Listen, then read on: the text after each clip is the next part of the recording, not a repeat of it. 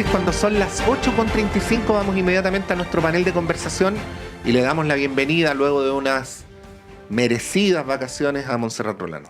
Buenos días, Montserrat. Muy buenos días, sí, como mini vacaciones en realidad, pero se agradecen igual. Pero una semana está bien. Sí, está bien. Mejor que nada. Sí, mejor que nada. Bueno, y saludamos a nuestros panelistas. Pierina Ferretti, de Nodo 21. Bienvenida, Pierina, gracias por estar acá. Hola, muchas gracias por la invitación. Estoy con una voz un poco ronca, estoy resfriada, pero viva. Ya, muy bien. Y está Claudio Pérez del Centro de Estudios del Desarrollo. Bienvenido, Claudio, gracias por estar acá como siempre. Hola, muy buenos días, muchas gracias por la invitación.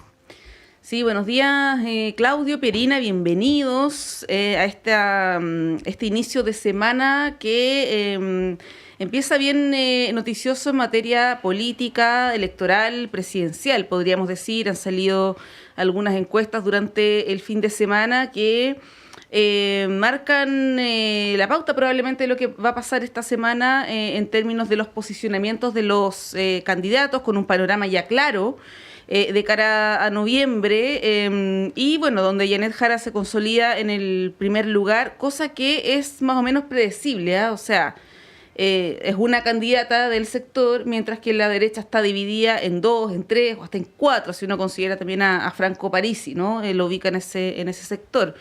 Y lo que llama la atención es Evelyn Matei, ¿no? Que pasa ya a un tercer lugar. Hay algunas encuestas que son más malas para ella que otras.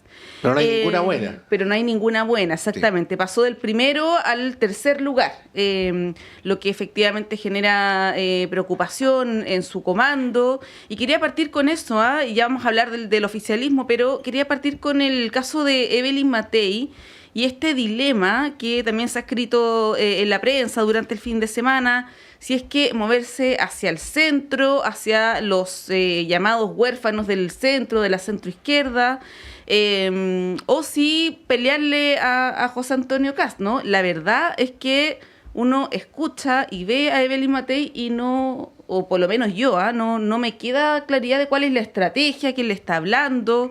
Y bueno, se ve una baja sostenida en su aprobación en las encuestas, es una tendencia que se mantiene y que se consolida, ¿no? A partir de estos últimos sondeos. Ahí, Pierina, te quería partir pidiendo una reflexión. A ver, efectivamente, el fenómeno que estamos viendo en Evelyn Matei me parece que es consecuencia de una serie de, no sé si de errores, pero de conductas erráticas de la candidatura y de la candidata particularmente. Desde más o menos el comienzo de año. No sé si todos recuerdan en algunas ocasiones la candidata llamando a primarias a José Antonio Kast y a Kaiser con una negativa rotunda de ambos, después señalando que ella no ve mayores diferencias, ¿cierto?, desde demócratas hasta libertarios, creo que dijo. Después, cuando saca a colación el tema de la pena de muerte, bueno, para qué recordar, ¿cierto?, el tema de las muertes inevitables. Creo que ha ido cometiendo una serie de errores o ha ido mostrando como una desorientación respecto de en qué lugar se ubica ella en el espectro político. ¿Qué es ella? ¿Es centro derecha? ¿Es derecha dura? ¿Es pinochetista? ¿No es pinochetista? ¿Cuál es su posición respecto a la democracia? No sabemos cuáles son sus propuestas, solo sabemos sus reacciones, digamos, defensivas frente a temas que aparecen en la agenda. Entonces yo creo que es una candidatura que se ha ido desinflando por muchas razones. Hay, digamos, quienes señalan que tanto tiempo en las encuestas, tanto tiempo de exposición siempre afecta, ¿cierto? Lo que han llamado la lavinización de Evelyn Matei, pero también yo creo que hay fenómenos más profundos que tienen que ver con quizás el carácter acotado del mundo de la centro-derecha, que existe. Yo no tengo duda de que existe un votante de centro-derecha, también que existe un votante de centro, en el sentido antiguo que concebíamos como centro, pero creo que es un sector acotado y que el gran público, por decirlo de alguna manera, el votante con voto obligatorio, ¿cierto? El votante de esos 3,5 millones de nuevos votantes que se han integrado al padrón electoral producto del voto obligatorio, no se mueven con esos, digamos, con esas coordenadas políticas. Y yo creo que ahí Evelyn Matei no encuentra su lugar. Creo que por ahí puede ir este fenómeno. Igual es multifactorial. Hay errores, hay desgaste, hay, digamos, desorientación. Hay una buena estrategia, por otro lado, de José Antonio Kast. Kaiser le ha servido a Kast para parecer moderado. En fin, hay un cúmulo de factores que yo creo que explican el paso Matei. Claudio, tres cosas. La primera, Matei dijo en una entrevista reciente que esta baja se había producido porque ella había estado 2 semanas enferma y que por eso había dejado de estar tan presente en las personas que podían hacer menciones espontáneas, pero que eso lo iba a revertir. Bueno, ahora fue poquito, fue una semana, fue más corto que mis vacaciones. Sí, pues bueno, ella dijo 2 semanas, ¿no? Intuyo la respuesta, pero igual te pregunto si tú crees que esa es una interpretación verosímil de lo que está pasando, ¿no? Segundo, ¿crees que puede volver a subir? Porque también hay quienes dicen cuando un candidato sube notoriamente y después baja notoriamente, es muy inhabitual que se revierta la curva hacia arriba nuevamente, ¿no? Ahora a Kast le pasó. Sí. Y lo tercero que es quizás, por eso es inhabitual, Sí. pero... Puede pasar. Sí. Y lo tercero que es, pienso yo, lo más interesante. Hemos estado durante toda la semana pasada entrevistando a gente del socialismo democrático, de los centros de estudios de la derecha liberal, demócrata cristiano, exdemócrata cristiano, hablando del centro. Pero por el otro lado, hay analistas que dicen que tal cosa ya no existe y que por lo tanto hay que ir por otra cosa que serían, esto dicho un poco de manera despectiva, pero para darme a entender, bolsones de votantes despolitizados, ¿no? Bueno, ¿cómo lo ves? A ver, yo iría por lo primero. Yo creo que a esta altura, en el caso de la candidatura de Evelyn Matei, lo que más le afecta, más que una semana, estar fuera de la primera línea, tiene que ver con todo el proceso acumulado de desgaste que ella tiene como candidata. 1 año y medio, 2 años de candidata, además habiendo sido por mucho tiempo la única candidata expresamente señalada de la derecha propiamente tal. Creo que eso le pasa la cuenta. Lo segundo es que efectivamente pareciera ser que en su comando, en su equipo, hay muy poca claridad de a quién le están hablando, a quién le hablan. A ratos trata de quitarle votos a Kast, a ratos trata de mirar la centro derecha, incluso tal vez un sector de la centro izquierda o el centro político, pero eso es muy poca claridad en términos de propuesta, en términos del discurso, y yo creo que eso le está pasando la cuenta y yo no sé cuánto tiempo más le queda para efectivamente definir claramente cuál es el electorado al cual va a salir a buscar. Evidentemente lo que está pasando en la centroizquierda con el liderazgo de Janet Jara también la afecta porque en cierta medida hay un electorado que además es un electorado nuevo a raíz del voto obligatorio que se mueve efectivamente no por una definición política de ideología política, sino que más bien se mueve por otros aspectos, más bien por emociones, más bien por propuestas. Es un electorado que se mueve mucho. Y ese electorado pareciera ser que Evelyn Matei no sabe cómo llegar a ese grupo de electores. Yo no sé si efectivamente, a ver, lo diría de otra forma, en política pasan muchas cosas y queda todavía tiempo para la elección presidencial. Entonces, ¿puede ocurrir todavía que Evelyn Matei vuelva a subir las encuestas? Puede ser. ¿Es poco habitual? Lo es. Pero yo diría que todo puede pasar en los próximos 90 días para fijar un horizonte de tiempo de lo que pueda ocurrir. Y lo tercero diría yo que, respondiendo a tu pregunta, es que efectivamente el espacio político del centro es un espacio político muy poco conceptualizado, definido hoy día, con un electorado muy cambiante, con un electorado que se mueve más bien por personas más que por una posición política. Entonces, tratar de definir ese espacio político yo creo que es muy complejo hoy día.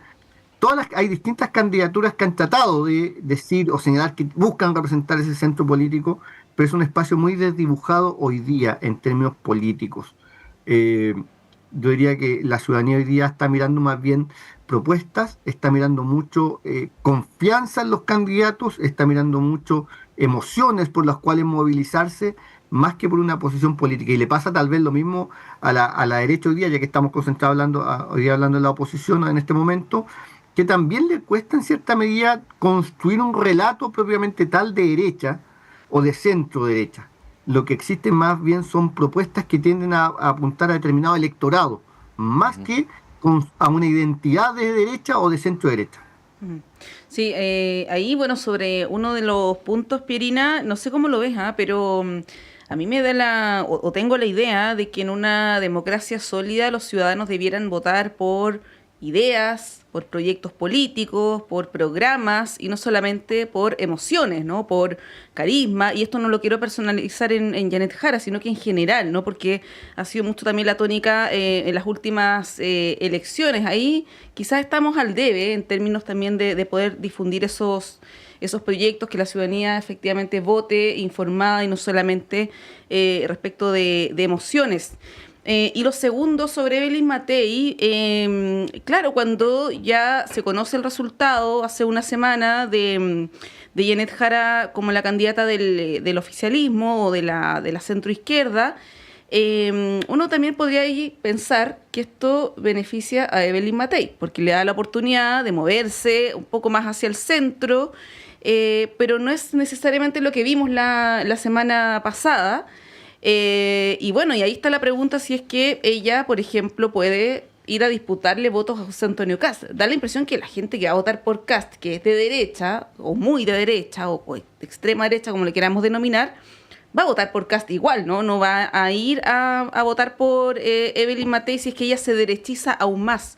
¿Cómo ves ahí esa jugada estratégica que debiera hacer ella? Yo sé que tú no perteneces a ese sector, pero en términos como de la estrategia política, ¿no?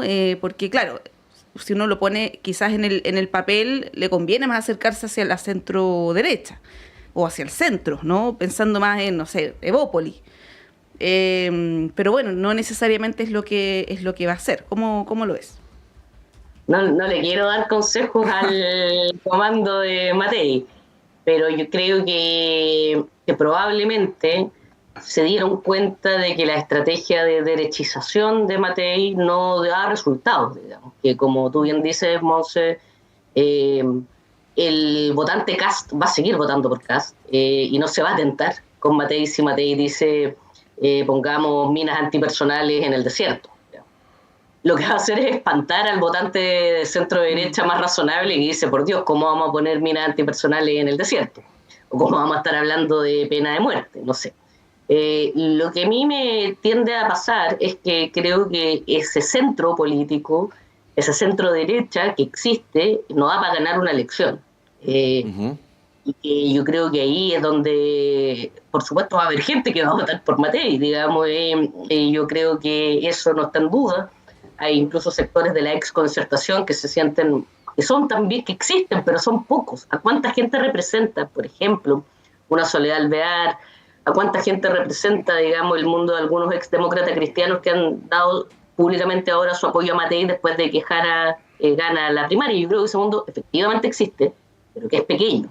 Entonces creo que ahí hay un problema más estructural de hacia dónde se puede crecer, ¿ya?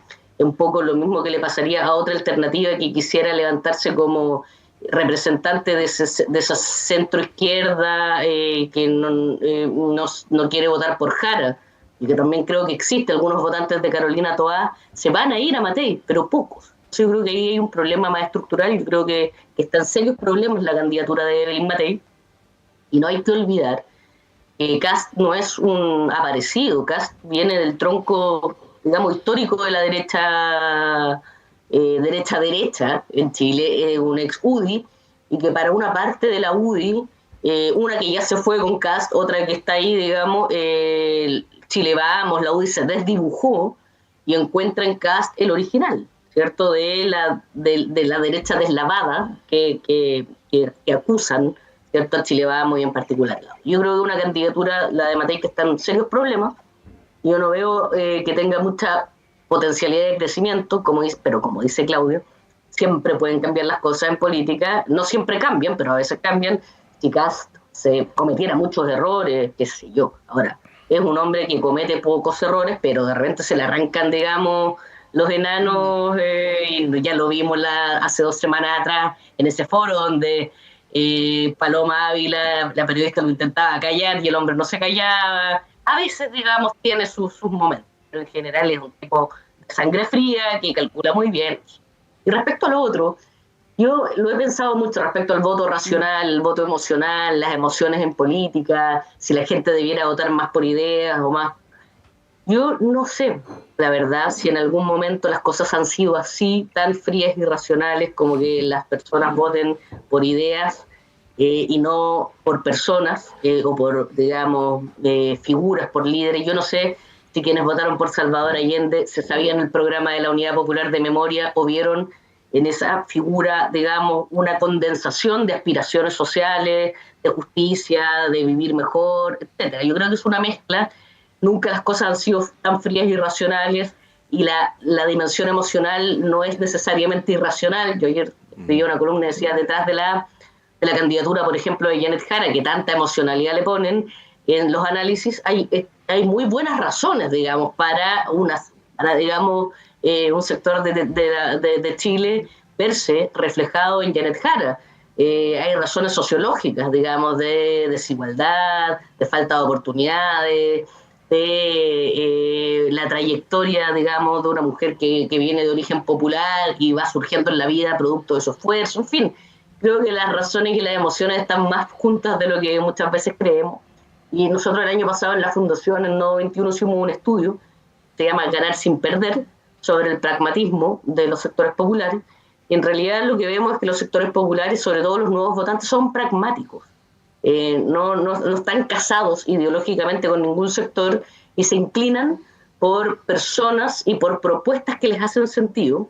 Y la verdad, nosotros volvíamos a leer el estudio y veíamos que Janet Jara tiene casi todos los atributos de la lista que para estos sectores eran importantes: credibilidad, cercanía, autoridad, firmeza, cosas que tiene Jara, digamos, que el votante busca, el nuevo votante busca como atributos en los líderes que le gustan. Creo que una figura muy interesante, lo tiene todo, digamos, el escenario está súper en contra, digamos, o sea, probablemente la elección la va a ganar la derecha, pero si alguien tiene posibilidades de dar la pelea con todo, es Janet Jara. Creo que tiene muchos atributos que hacen una candidata muy, muy, muy competitiva, pero tenemos que ser honestos, los que estamos en este sector, y queremos que gane Janet Jara, de que es como que la misión es dar vuelta a un partido adverso, y que estamos jugando con todos los factores en contra, pero que hay una posibilidad, y esa posibilidad remota es la que tenemos que potenciar haciendo las cosas bien y no haciéndolas mal. Ya, la describes como remota, Pierina. Yo creo que en este momento es remota, ¿Ya? pero que es posible, y quedan meses todavía. Pero para ser honesto, nada indica que vaya a ganar Janet Jara, y yo creo que porque hay factores estructurales que están en contra. O sea, ahora va a venir la parte difícil, donde todos los problemas de Chile se le van a achacar al gobierno y a Janet Jara. Y las prioridades de la ciudadanía, que son seguridad, economía, migración, digamos, hay una percepción negativa. Yo no digo que sea justa, que me guste, pero hay que reconocer que ahí ahora viene esa dificultad, donde Janet Jara se le va a achacar la mochila, ¿cierto?, de ser una ministra de un gobierno que en un país donde la ciudadanía en su mayoría evalúa mal las cosas en economía, seguridad y migración. Y ahí yo creo que hay que elaborar una estrategia muy potente para poder salir de esos encuadres y potenciar la candidatura de Janet Jara. Yo estoy realmente convencida de que hay una posibilidad y que es la mejor candidata para dar esa pelea por toda esta conjunción de elementos biográficos, de carisma, de trayectoria, de lo que significó su paso por el Ministerio del Trabajo, que fue muy exitoso, etcétera, etcétera. Pero siendo súper honesto, y para que también pongamos la pelota contra el piso, me parece que es muy difícil esa tendencia que es real a que ganen las oposiciones. Nos jugó a favor en la elección pasada y ahora nos juega en contra, entonces es muy distinto el escenario. Sí, hay, Claudio, dos cosas. Primero, bueno, dijo varias cosas, Pierina, pero dos. Primero, esta percepción que podría haber que porque Digo, los anuncios que han aparecido en los últimos días, ¿no? Porque Jorge Burgos, porque Vivian Blanlot, porque Isidro Solís, dicen que van a votar por Evelyn Matei. Esto pudiera ser procesado como un crecimiento sin que necesariamente lo sea. Digo, en el sentido en el que se ganan las elecciones, que es con voto, ¿no? Eso por un lado. Y por el otro, esta mención que se hace a los atributos, ¿no? Y cómo una candidatura como la de Evelyn Matei podría enfrentar esa situación, ¿no? Obviamente, me imagino que tú tampoco estás en ánimo de darle consejos a Evelyn Matei, pero sí puedes hacer un análisis al respecto. No, mira, dos cosas. Yo creo que efectivamente después del triunfo de Janet Jara, hubo un grupo de personas, ex demócratas cristianos, que efectivamente le dieron su apoyo a Matei. Ahora yo coincido con Pierina que creo que eso es completamente marginal. O sea, yo creo que son algunas personas que se fueron de un partido y que ahora están adhiriendo a la derecha. No es más que eso. En ningún caso determinante ni significativo. Lo segundo es que efectivamente hoy día Janet Jara ha mostrado durante el desempeño de las primarias y en estas semanas post primaria tener varios atributos bien interesantes, ¿ah? Que tienen que ver, que se agregan, por cierto, a lo que dice relación con una candidata de calidad, con mucho contenido, con experiencia. Uno agrega otros atributos que tienen que ver más bien con la capacidad de generar cercanía con la ciudadanía, de empatizar, de generar confianza, que le están jugando muy, muy a favor de una buena candidata como es Janet Jara, versus una candidata Evelyn Matei, que ya conocemos los atributos de ella, ya conocemos el nivel, la capacidad que puede tener o no de generar empatía, de generar cercanía con la ciudadanía. Entonces yo creo que en el caso de Matei, yo diría el principal problema no va a ir o necesariamente por generar una empatía que la genera o no la genera. Eso es un atributo que se tiene. Yo creo que es muy difícil trabajar en el corto plazo, la generación de esos atributos.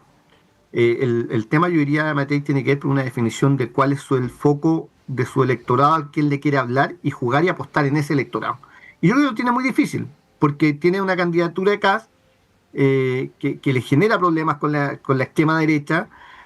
No sabe cómo llegar muy bien a ese centro derecha sin perder ese electorado de la derecha, y tampoco ese mundo, ese espacio electoral del centro político, como le decíamos anteriormente, es muy difícil de conceptualizar. Por lo tanto, siendo difícil de conceptualizar, es muy difícil saber a quién le va a tener que hablar en ese electorado, versus los atributos que ha mostrado la candidata Janet Jara, que efectivamente le permiten hoy día estar en primera línea de la encuesta.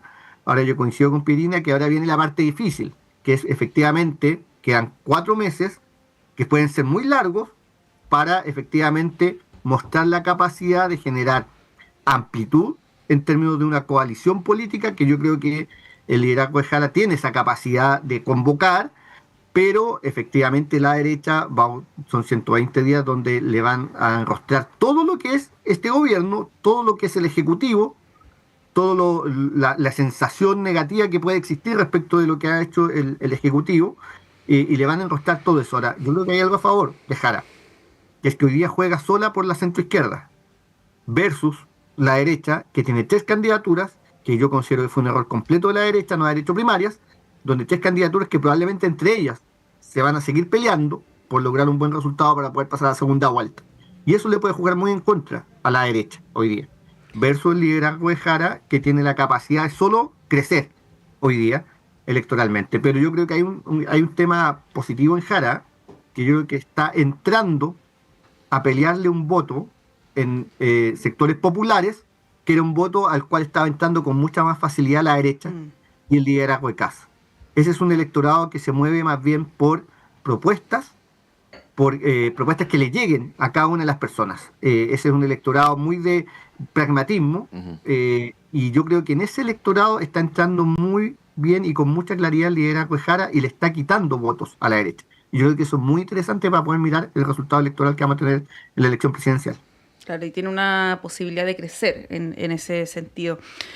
Bueno, los queremos llevar al tema de Janet Jara, pero a la vuelta de la pausa, porque son las 9 en punto, tenemos que hacer un corte. Hay harto que decir sobre Jara. Ayer, en el contexto del aniversario 113 del Partido Comunista, le consultan ahí a la entrada al Teatro Caupolicán, y ella dice que no va a suspender su militancia. Esto ya lo he dicho varias veces, lo dice como un tono ya zanjando la discusión, pero la verdad es que lo dice también luego de que la semana pasada Daniel Jadwe planteara esto en su programa de YouTube.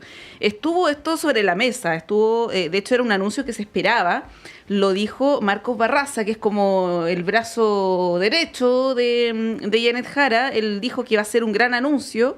Y bueno, ahí Daniel Jadwe le aguó la fiesta. Más allá de lo anecdótico de la situación o de si ella tomó la decisión por la razón que fuere, la pregunta sobre su militancia creo que todavía es una cuestión que da para el análisis, ¿no? Ayer, por ejemplo, Arturo Esquella del Partido Republicano decía que la campaña de la derecha, de Kast en este caso, no tenía que enfocarse en el anticomunismo. Y varios representantes de la derecha lo han señalado, que el clivaje es otro, es, por ejemplo, continuidad versus cambios respecto del oficialismo, los, entre comillas, errores del gobierno, en fin. Bueno, esos son algunos de los elementos que les queremos proponer para analizar a la vuelta de la pausa, porque son las 9:02, hacemos un breve corte y volvemos en unos minutos.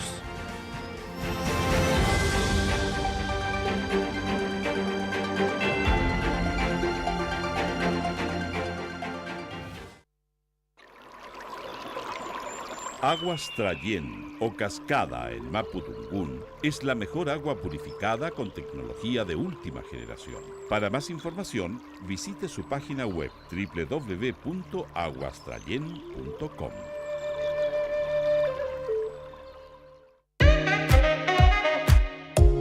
Durante 14 años, el tradicional espacio ciudadano saludable de la Facultad de Odontología de la Universidad de Chile ha acompañado un proceso de sensibilización y comunicación sobre las complejidades del fenómeno de la salud, formando una amplia y diversa red desde la academia, las y los tomadores de decisión y las organizaciones de la sociedad civil. Soy la periodista Cecilia Espinosa Cortés, conductora de A Tu Salud, y te quiero invitar a que juntas y juntos sigamos aprendiendo y problematizando lo que nos ocurre con el bienestar. Escúchanos todos los jueves de 11 a 12 horas en la 102.5 FM y en la señal en vivo de radio.uchile.cl. Los temas que importan en educación ya están en el aire. Soy la periodista Diana Porras y les quiero hacer una invitación a escuchar el programa Educación en el Aire, un programa del Senado Universitario donde abordamos calidad, investigación, financiamiento, participación y docencia. Estos son los pilares que transforman nuestra educación y queremos que tú seas parte de esta conversación. Todos los martes a las 18 horas en el 102.5 FM y radio.uchile.cl. Son curiosas las exigencias. Quieren un aumento del 20%. Si el porcentaje que piden es un exceso, podríamos concederle menos. Ciclo de radioteatro social por Radio Universidad de Chile. ¿Qué noticias hay? Próximo martes a las 11:30 de la mañana, episodio 3. Estoy seguro. Escucha Irredentos, de Antonio Acevedo Hernández, dirigida por Mauricio Barría. Y ante el rechazo cerrado de nuestras condiciones, declaramos la huelga indefinida. Muy bien. Los venceremos. Y esta derrota será definitiva. Soy Evelyn Ehrlich y yo Denise Espinosa y los invitamos cada semana a escuchar todos los lunes a las 18 horas Palabra Pública, un programa en que cada semana abordamos diversos temas y fenómenos del mundo contemporáneo en profundidad. Un espacio de reflexión y conversación. Palabra Pública todos los lunes a las 18 horas aquí en Radio Universidad de Chile, 102.5 FM y radio.uchile.cl. En agosto, la Universidad de Chile lleva la cultura y literatura de Chile y la Chile a la Feria del Libro de las y los universitarios Filuni de UNAM en México. Conoce sus más de 60 actividades en uchile.cl/Filuni 2025. ¿Pensabas que la sexualidad era solo cosa de jóvenes? Las Vueltas de la Vida, un programa que desafía los estereotipos y nos invita a explorar la sexualidad en las personas mayores.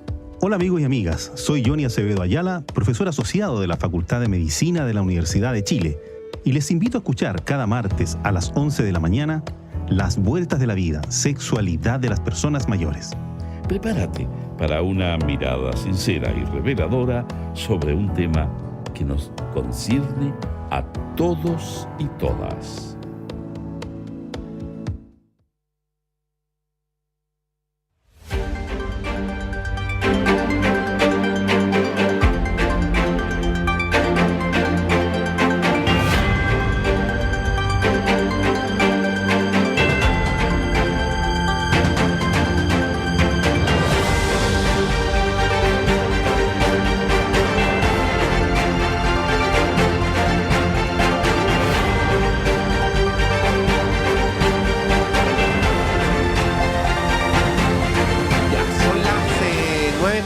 Vamos con nuestro panel de conversación en su segundo bloque, con Montserrat Rolano, con Pierina Ferretti y con Claudio Pérez. Monse había dicho antes de la pausa, vamos a lo de Janet Jara. Ahí hay varias paradojas interesantes. Primero, esto de ser o no ser comunista, ¿no? Independientemente de todo esto que ocurrió antes de que finalmente dijera que no iba a renunciar. Me llama la atención, no lo digo en ningún sentido, sino como para el análisis, que antes de la primaria se decía no, una comunista no es competitiva, pero apenas ganó, en general los analistas, y muy en particular los de derecha, han tendido a decir que el dato de si es o no es comunista o el peso del anticomunismo es irrelevante. No alcanza a ser irrelevante, pero no va a ser determinante, claro. ¿No? Por el otro lado, ciertamente hay ciertas paradojas que contestar. Por ejemplo, el viernes entrevistaba a Ignacio Walker y dio con un punto. Dijo, yo no puedo apoyar a un partido que en su declaración de principios se declara marxista-leninista porque eso sería incompatible con la democracia liberal, ¿no? El argumento no es del todo cierto, pero es en parte cierto. De hecho, si uno escarba un poquito en la historia, el marxismo surge como una respuesta crítica a la democracia liberal, ¿no? Pero también la misma literatura internacional, ahí ustedes saben mucho más que yo, cuando dicen que sin embargo hay partidos marxistas-leninistas cuya praxis, a pesar de que su doctrina dice una cosa, está dentro de la democracia liberal, ¿no? Y de hecho se pone como un ejemplo en la literatura internacional de aquello al Partido Comunista Chileno, ¿no? Entonces está esa tensión que probablemente va a aparecer, pero que quizás por las mismas razones que ustedes mencionaban en el bloque anterior, a la hora de votar a las personas no les importe tanto, o quizás sí, no sé. Para eso están ustedes, para iluminarnos. Claudio.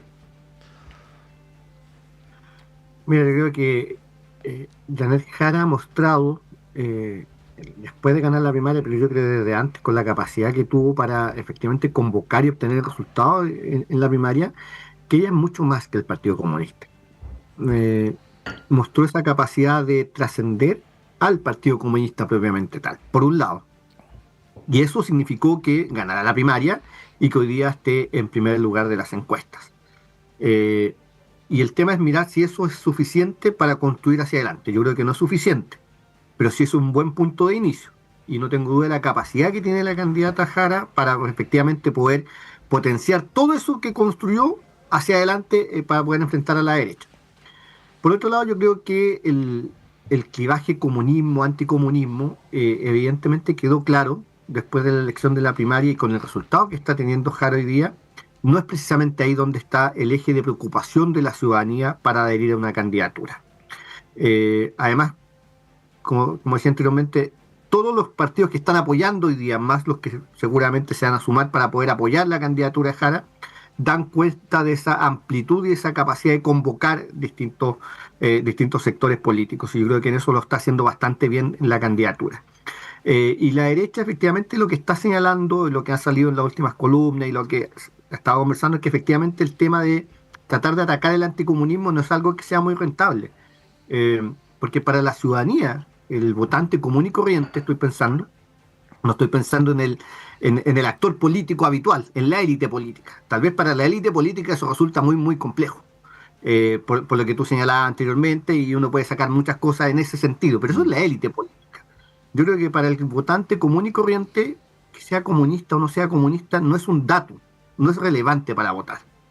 Tal como decíamos en la parte anterior del programa, lo relevante tiene que ver con la capacidad que tenga la candidata de generar confianza en la ciudadanía, y además de responder y dar cierta seguridad de lo que va a venir hacia adelante en un país cada día más inseguro. Y no estoy refiriéndome solamente a los temas de seguridad pública, me estoy refiriendo a los temas de seguridad social, por ejemplo. En un país donde hay mucha inseguridad precisamente en los temas sociales, una candidatura que es capaz de empatizar con eso y dar cierta señal de futuro, de mirada hacia adelante, trasciende precisamente a su propia militancia. Sí, Pierina, bueno, tomando lo que plantea Claudio, te agrego un elemento adicional, porque ayer, no recuerdo si fue, porque salió en varias encuestas, la Criteria o Pulso Ciudadano, que da cuenta que, creo que es la Criteria, que un 55% de los encuestados no votaría por ningún motivo por Janet Jara, o sea, tiene un nivel de rechazo amplio igual, ¿no? Que evidentemente no le alcanza para ganar. El 45% no le alcanza para ganar en una eventual segunda vuelta. ¿Cómo ves ese dato, además de lo que plantea Claudio y Pato, y cómo eso se podría revertir, ¿no? Porque se ha hablado de este concepto como una suerte de neologismo de descomunizarse, ¿no? Si es que eso fuera posible, ¿cómo se hace, ¿no? También a propósito de lo que hablábamos antes de este posible giro de Evelyn Matei hacia el centro.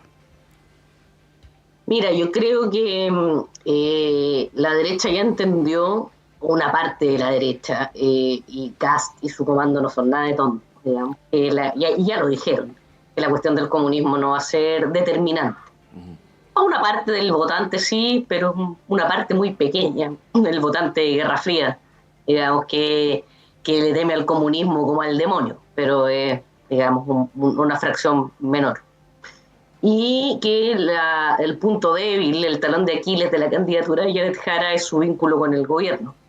Y yo creo que van a tratar de convertir esta elección en un plebiscito hacia el gobierno y de instalar, digamos, con toda la fuerza posible lo mal que lo ha hecho el gobierno en seguridad, en migración, en orden público, en economía, etc.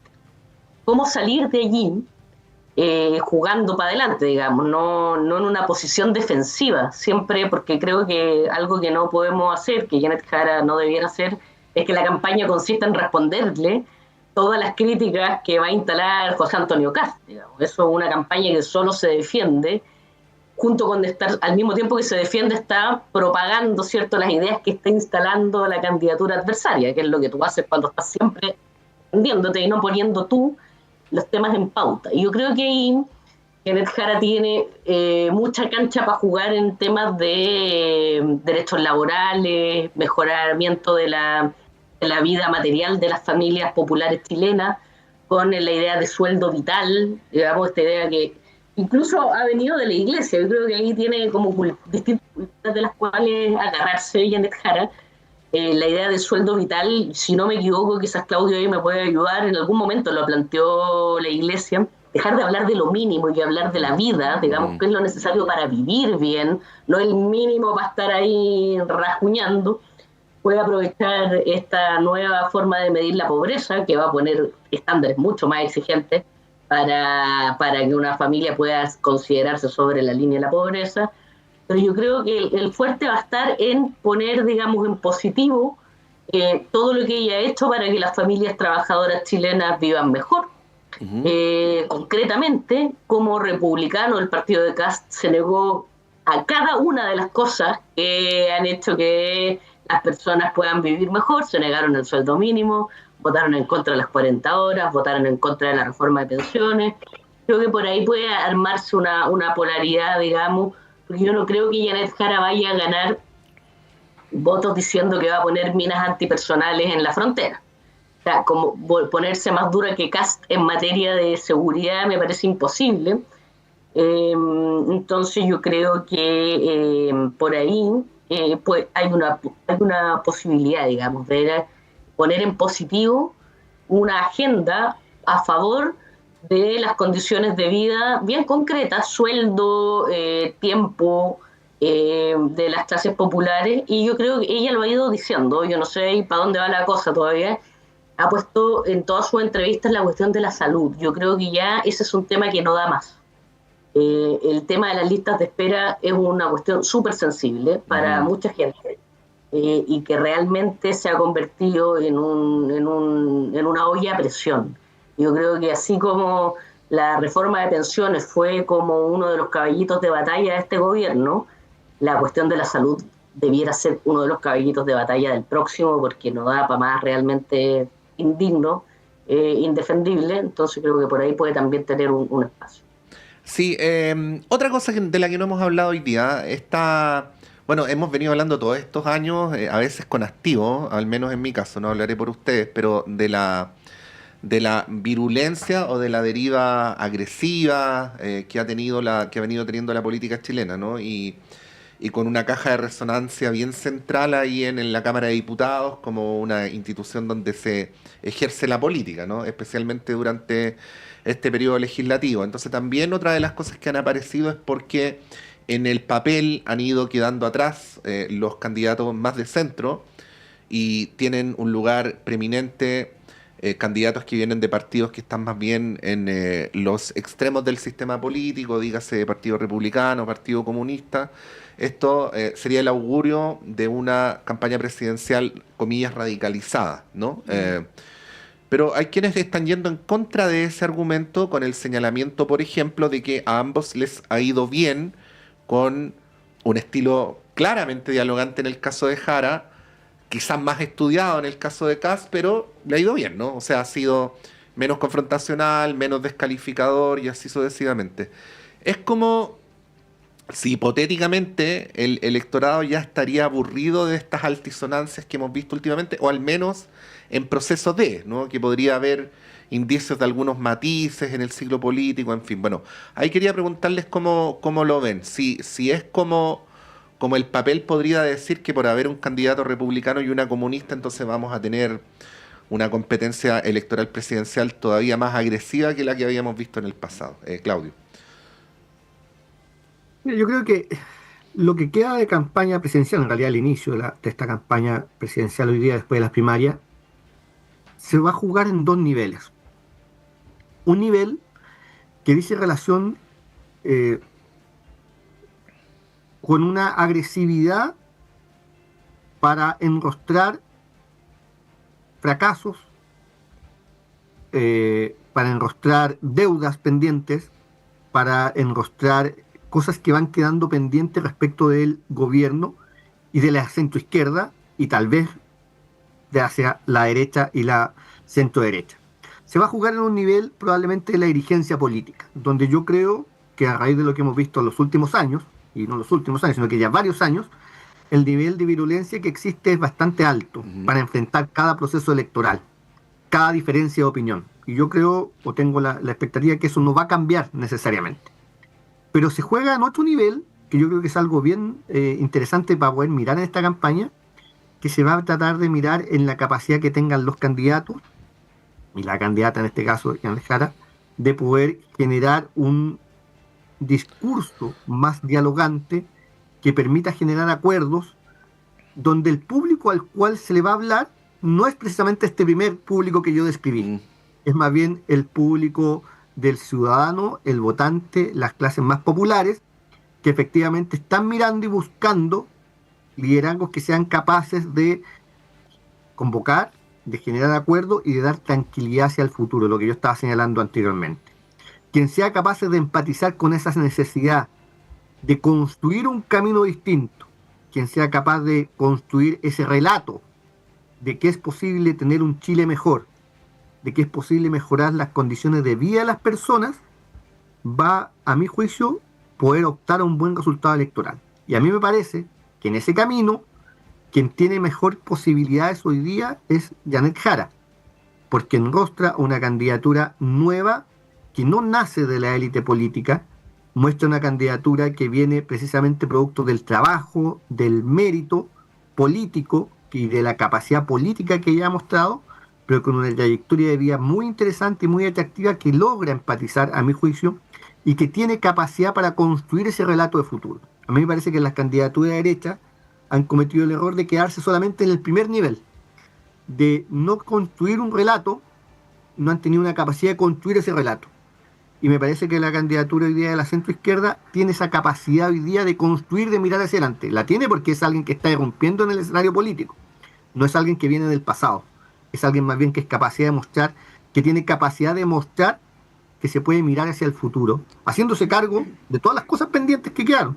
Pirina tiene razón, el tema de la salud pública acá es una gran deuda, no de este gobierno, de todos los gobiernos, que esto arrastra desde hace muchos años, y es una gran deuda y es una de las mayores inseguridades también de la ciudadanía. La posibilidad de que alguien tenga una enfermedad grave es posible siempre, y que tengan que enfrentarla en condiciones precarias es aún más posible. Y sobre todo, para lo que se denomina la clase media, la posibilidad de tener una enfermedad grave y que eso le signifique bajar los ingresos, bajar de su nivel socioeconómico, también es completamente posible y pasa en Chile. Una enfermedad grave genera inmediatamente un desmedro económico en la ciudadanía, independiente del sistema en el cual te atiendas. Catastrófico e irreversible, tal cual. Sí. Tal cual. Ese nivel de inseguridad, si una candidatura es capaz de empatizar, de hablarle y de generar una esperanza de que eso va a cambiar, yo creo que hay un espacio bien importante ahí para hacer una política distinta. Pero como yo decía, se va a jugar en dos niveles.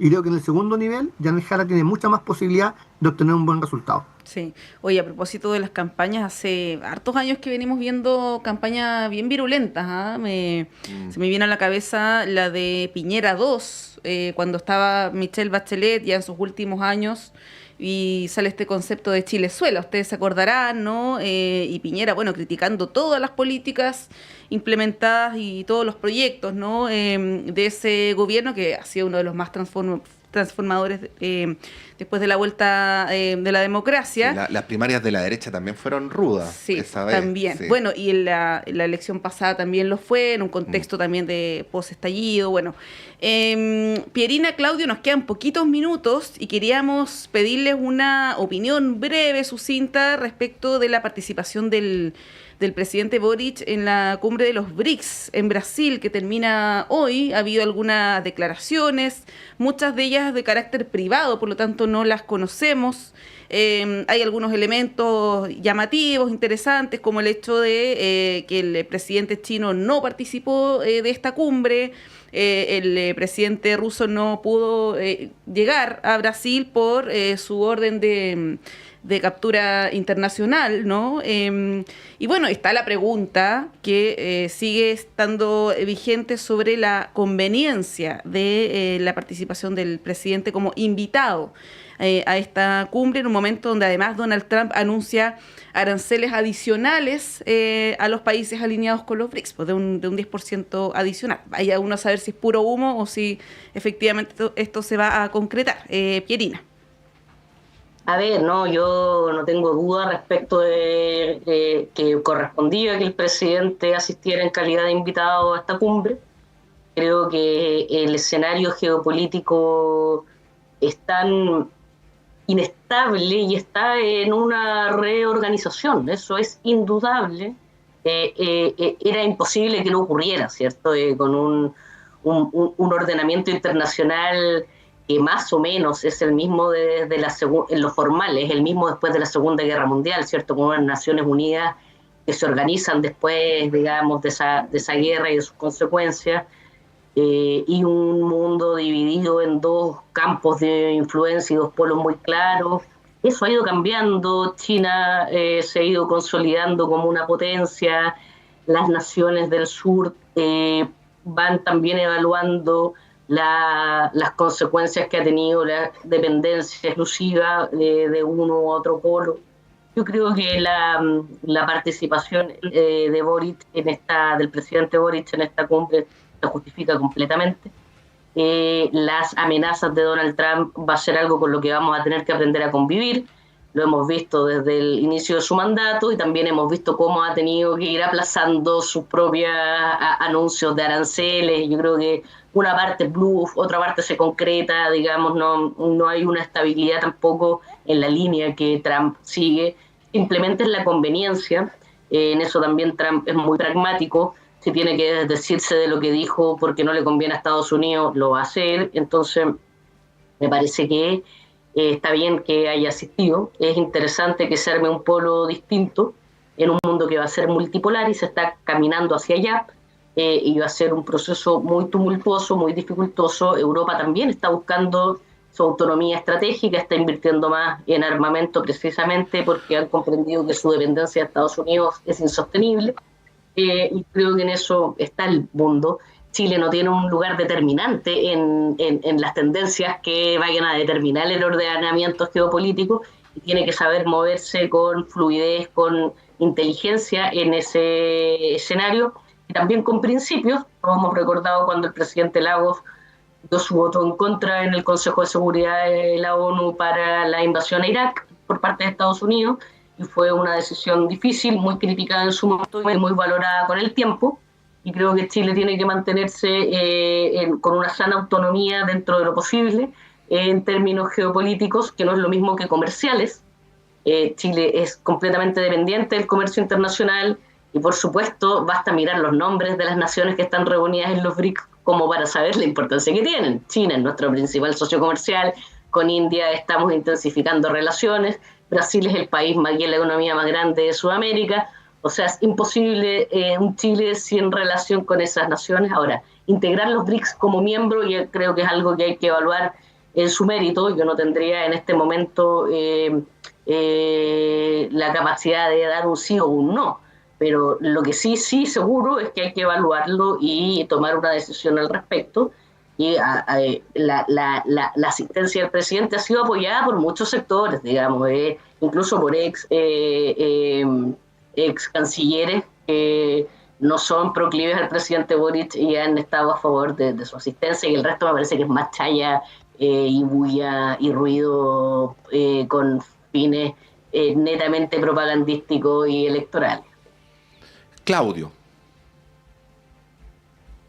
Sí, yo creo que en materia de relaciones internacionales el Ejecutivo ha sido bien responsable en ese sentido. Y creo que una invitación a participar en la cumbre del BRIC es una invitación, es un espacio en el cual hay que estar siempre, es una invitación que además tiene su origen en Brasil, que es un país vecino con el cual existe una relación bastante fluida. Me parece que hay que aceptarlo, y también en el contexto internacional hay que estar en los espacios de conversación, de diálogo, y esta fue una invitación a participar como invitado además. Entonces a mí me parece que eso es bastante suficiente como para poder mirar o hacer un cuestionamiento. Y yo creo que efectivamente la derecha sobre todo está en la etapa ya final en año electoral de criticar, de cuestionar todo, donde pierde los límites respecto de lo que es la política internacional, que es una política de Estado, y que en ese sentido el canciller Van Clave y el presidente Boric, a mi juicio, lo han llevado bastante bien, no solo en este caso, sino que en todo lo que han hecho en materia internacional. Me parece que posiciona a Chile en el ámbito de las relaciones internacionales en un muy buen escenario, o dicho de otra forma, sigue manteniendo a Chile en un buen espacio de las relaciones internacionales. Sí, pues bueno, ayer el presidente emitió una declaración, por lo menos yo la vi en su cuenta de Twitter, donde él reafirma los principios de la política exterior de Chile, que tiene que ver con los derechos humanos, el derecho internacional, y hace un cuestionamiento explícito a Rusia, ¿no? Y una defensa a Ucrania. Recordemos que el presidente Putin participó de la cumbre, pero vía telemática, no es que se excluyera, por lo tanto ahí está la pregunta si después de esas declaraciones nos van a invitar efectivamente, porque se dice el presidente o el gobierno, el Estado de Chile debiera o no participar de los BRICS, pero bueno, vamos a ver si es que realmente nos invitan a ser miembro de esa instancia. Bueno, el presidente Boric en todo caso vuelve hoy, El avión presidencial despega aproximadamente a las 12:30. Fue una súper breve participación, ¿ah? Viajó el domingo en la madrugada y hoy ya a la hora de almuerzo empieza el tránsito de vuelta.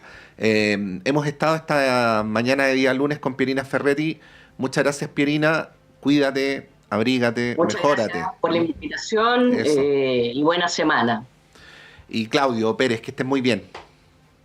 Muchas gracias, Montserrat, Patricio. Un gusto, Pierina. Bueno, con Monse vamos a un breve alto. Yo me quedo. Sigan la compañía de la Radio Universidad de Chile, de Uchile TV y de la red de radios que piensan en este radio análisis de día lunes.